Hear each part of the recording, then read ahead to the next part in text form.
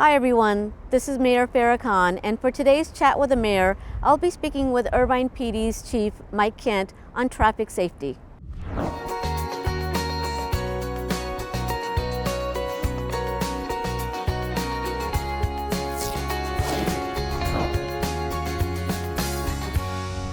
Well, thank you, Chief, so much for taking time out of your busy schedule to talk. And today I really want to talk about what's on everyone's mind, and that's traffic safety especially, when we're looking at not only our bicyclists and pedestrians, but also our motorists. So I wanted you to share a little bit about what IPD has been doing when it comes to bicycle safety. Thank you, Vera. The traffic safety is very important for us because we've noticed a slight uptick in traffic collision in the recent months. And as a department, we've really taken a big effort to try to address that within the community, but mostly from an educational standpoint. We've messaged out on social media. We've created a lot of different classes, that have to do with drivers and also pedestrians and bicyclists for both adults and the youth. And we strongly encourage our residents to follow us on social media and attend and partake in these classes. It's pretty amazing how we can just be forgetful and forget the smallest things, whether you're riding a bike or driving a car, or even out and about walking your dog or walking with your family. So it's really important that we message that out to the community and for the community to take advantage of all the different programs that we offer to help ensure and increase the safety of our residents. I've sat in on a couple of the bicycle training workshops, and I have to say the officers are very interactive. So it's not like you're sitting in a classroom, you're actually interacting with IPD, and they make it fun, they make it entertaining, at the same time kind of giving the kids and the parents the information that's needed.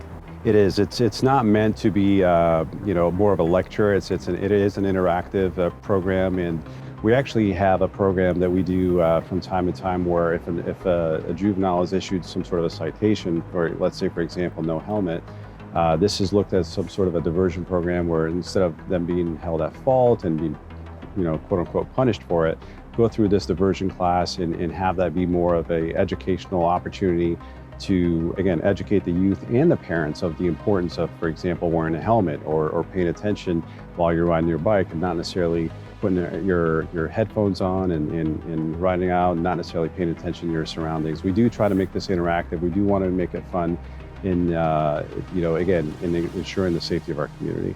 Absolutely. And then, when we look at safety, we're doing everything we can from the bicyclist perspective, but then also it's important for our motorists to know the rules and follow those rules just as much to keep the community safe. So I know we've had a couple accidents here in the city, and we always hear from different social media sites about people running stop signs and things like that. So can you expand a little bit on that too? Yes, we've received numerous complaints from residents as a result of a slight uptick in traffic collisions. Whether it's vehicle versus vehicle versus a bicyclist or a pedestrian.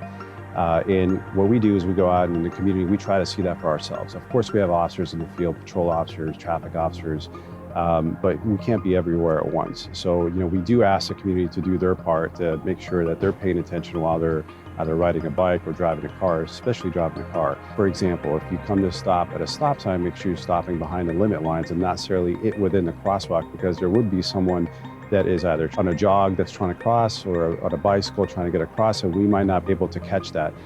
You look at a lot of different distractions that we have as a driver. It could be music, it could be your phone, it could be children in the back seat. There's so many different distractions. That's why it's really imperative for a driver to pay attention to the road, focus on the road to ensure not just the safety of others, but their safety as well as their family.